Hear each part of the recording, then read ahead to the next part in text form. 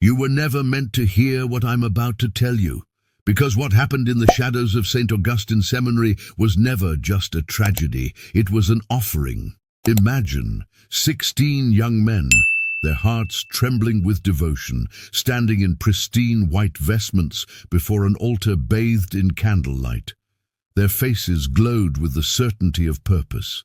Each believed he was moments away from becoming a vessel of God's will, but none of them ever spoke the words of their first Mass, because on that May night in 1847, the priesthood did not claim them, something else did. In the dark stone corridors beneath the chapel, a ritual took place that no history book records. They descended those steps with faith burning in their chests, and never returned. The church said a fire consumed them, but the truth is written in soot and silence. 17 sets of footprints led down into the basement. Only one led out. Ask yourself, what power demands 16 pure souls as its price? What secret is so great it requires a living sacrifice to remain buried? For over 170 years, the Vatican has kept the basement sealed. They said it was for structural reasons. They lied, because what's sealed there is not just a crumbling foundation. It is a foundation of power built on an unholy covenant. They never wanted men like you to know this, because if you knew, you would understand how institutions keep power. Through fear, through blood, through illusions of holiness masking centuries of shadows. Do you feel that chill crawling up your spine right now? That is the echo of those 16 souls, trapped forever in the ritual they did not understand. You've been told their lives were lost to fire, but what if I told you they were offered up willingly by those who promised to protect them? You see, my friend, true power has always fed upon the faithful. The masses kneel, never knowing the altar they bow before is a threshold between worlds, a gateway that demands tribute. And this is only the beginning. The deeper we go, the more you will see the machinery behind the veil, machinery greased with blood and devotion. Stay with me. The descent has only begun. They tell you history is written by the victors, but what they don't tell you is that true history is never written at all. It is hidden, locked away in vaults beneath marble cathedrals, buried under centuries of dogma and incense smoke. Because if you knew what truly happened beneath St. Augustine Seminary that night, you would never kneel again. The townspeople of Millbrook heard the bells tolling just past midnight. 16 tolls. The sound carried across the hills like a funeral dirge, rattling window panes and waking children from their sleep. But when the men of the town ran to the seminary gates, they found them barred. No flames rose from the windows, no screams echoed from within. Only the smell of burning wax drifted from the chapel's bell tower. By dawn, the bishop arrived from Philadelphia. Witnesses say his face was grey as ash when he emerged from the basement. His hands trembled as he blessed the building and ordered it sealed forever. They buried 16 empty coffins that week, closed caskets for bodies no one saw. And then the silence began. The seminarians' families were told they perished in a structural collapse that led to a fire. But behind closed doors, whispers spread among the priests who served under Father Whitmore. Whispers of an ancient text he had acquired, a ritual older than Christianity itself, a promise of power, sealed with innocent blood. You see, my friend, institutions do not rise to power by virtue alone. They rise by binding themselves to forces hidden in darkness, forces that demand sacrifice in exchange for dominion over men's souls. 16 pure hearts, untouched, unwavering in faith, offered as keys to a gate no mortal was meant to open. Ask yourself this: why would a single set of footprints lead out of that basement? Who was spared, or perhaps who was reborn? This is how the world is ruled. Not through votes, not through sermons, but through oaths whispered in candlelit chambers, bound in blood and sealed in silence. And as you listen to my voice right now, feeling that tension at the back of your neck, understand, you are already awakening. Each truth I speak tears away the veil they have wrapped around your eyes since birth. And the deeper you go, the less you will be able to return to the man you were. Stay with me, because the ritual that took 16 lives was only the first chapter in a far older covenant. The man who walked out of that basement was no longer the priest he once was. They say his eyes were vacant, blackened with a darkness that seemed to pulse beneath his skull. Father Marcus Whitmore, the theologian, the scholar, the man revered for his brilliance, emerged silent, clutching a leather-bound book to his chest. He said nothing to the other priests, nothing to the bishop, nothing to the families gathered at the gates, weeping for their sons. He simply walked to his private quarters, locked the door, and was never seen again in the halls of St. Augustine Seminary. When they forced the door open 3 days later, they found his cassock folded neatly on the bed, a crucifix laid atop it. But Father Whitmore was gone. No footprints led away from his window. No horse was taken from the stables. It was as if he had stepped out of this world entirely. But the book remained, bound in calfskin, its pages brittle with age and stained with something darker than ink. Written in Latin, Aramaic, and an older tongue scholars could not identify, it contained instructions, rituals, contracts, descriptions of beings not spoken of in Scripture, yet worshipped by secret sects before the birth of Rome. The Vatican seized the book within days. They ordered every priest who had glimpsed its pages to take oaths of silence under threat of excommunication. But one page could not be hidden, for in the final chapter was written the cost of what Father Whitmore had summoned. 16 souls, 16 pure vessels, 16 keys to unlock the gate between flesh and spirit, so that an unholy intelligence could cross over and bind itself to a man. Do you understand now why history never speaks of them? Why no sermons are preached in their memory? Because to remember them would unravel the narrative of salvation and reveal the machinery beneath it, a machinery of power that feeds on belief and sacrifice. As you listen, you feel it, don't you? That tightening in your chest, that sense that everything you've been taught is a veil stretched across a darker sky. Good, because only those willing to walk into darkness ever find the hidden light beyond it. Stay close, because in the next revelation you will see how this ritual echoes through every institution that claims to serve God, and how the same darkness reaches into your life today. They called him Father Marcus Whitmore, but beneath that title lay something far older, far darker than the church ever knew.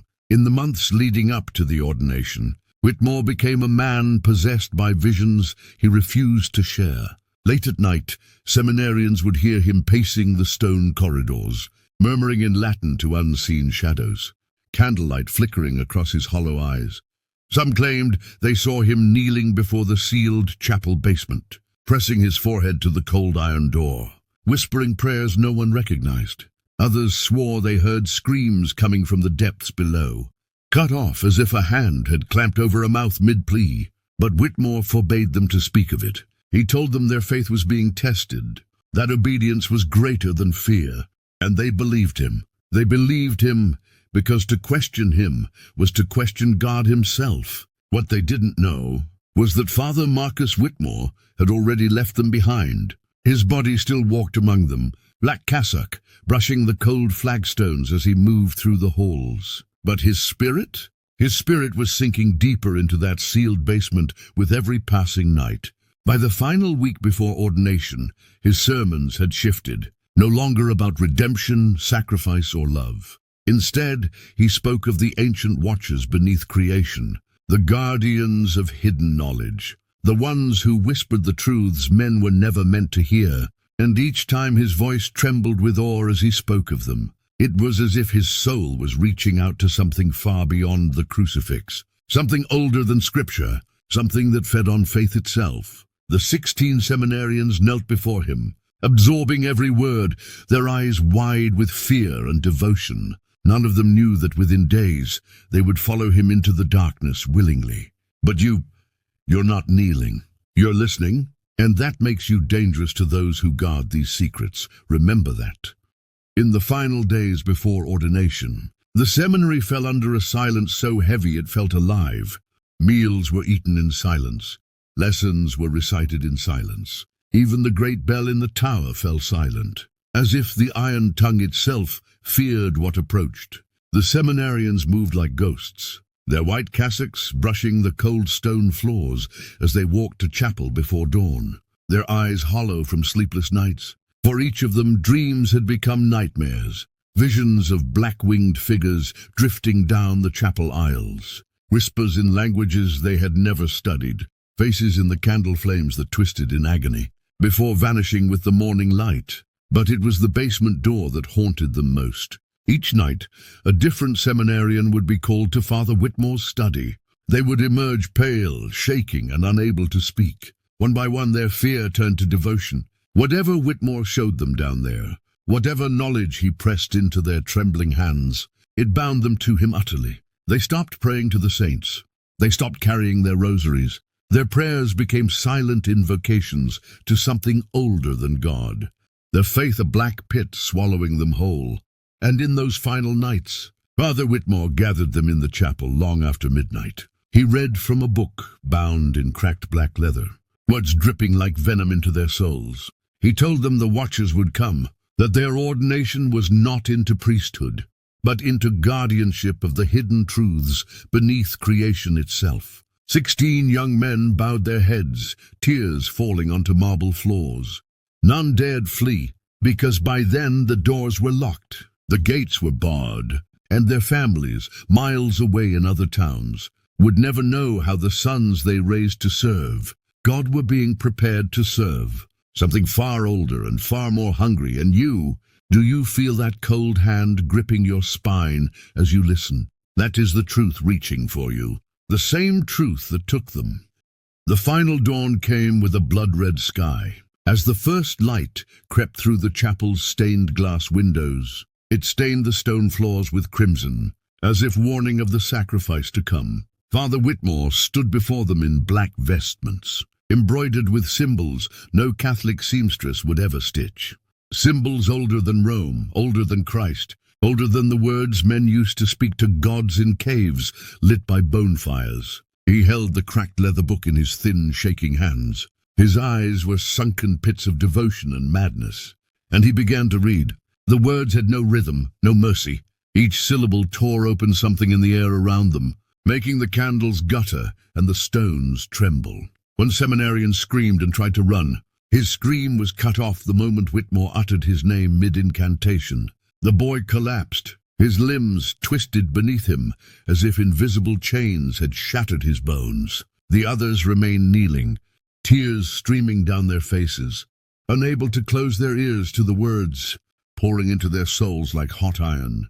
Outside, the rising sun revealed black-winged shadows circling the bell tower. Whitmore's voice rose higher, cracking with pain and ecstasy as he called to them, and they answered, first in whispers slithering between the pews, then in sighs echoing from the stone arches above, then in a roar of unseen wings that rattled the windows and shook dust from the ancient beams.